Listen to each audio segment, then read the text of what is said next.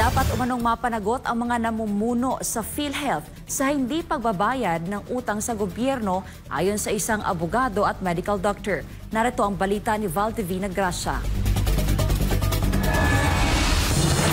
Health is wealth. Ibig sabihin, ang kalusugan ay isang kayamanan. Pero paano kung ang iyong pera o kontribusyon na inilaan para sana sa iyong kalusugan ay hindi mo na mapakikinabangan ng maayos? Kaya naman marami ang umalma ng mabalitaan na hindi kabilang sa nabigyan ng subsidiya ng gobyerno sa 2025 proposed national budget ang Philippine Health Insurance Corporation o PhilHealth na isa sa mga madaling nalalapitan ng mga Pilipino pagdating sa pagbibigay ng health insurance na abot kaya para sa lahat. Hindi naman sang-ayon ng isang abogado at doktor na dati rin presidente ng Philippine Medical Association o PMA at ngayon presidente ng Itama Public Interest Advocates na si Attorney Leo Obias Olarte sa paglilipat ng pondo mula sa Universal Healthcare sa infrastructure projects dahil maaaring magkaroon daw ng technical malversation of public funds. Hindi pwede ilipat yung pondo. Specific yan sa batas.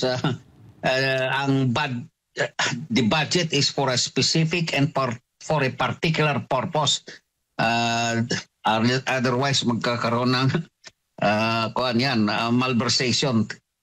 No? Technical malversation of public funds. Bawal yan. Hindi pwede ilipat. Sa kabila naman ng zero budget sa subsidy, mayroon naman daw 600 billion pesos na reserve funds at 150 billion pesos na surplus funds na maaaring gamitin ng PhilHealth sa susunod na taon. Samantala, dapat daw na mabayaran ng PhilHealth ang mga pagkakautang nito lalo na sa mga doktor at mga ospital dahil mga ordinaryong Pilipino ang maapektuhan.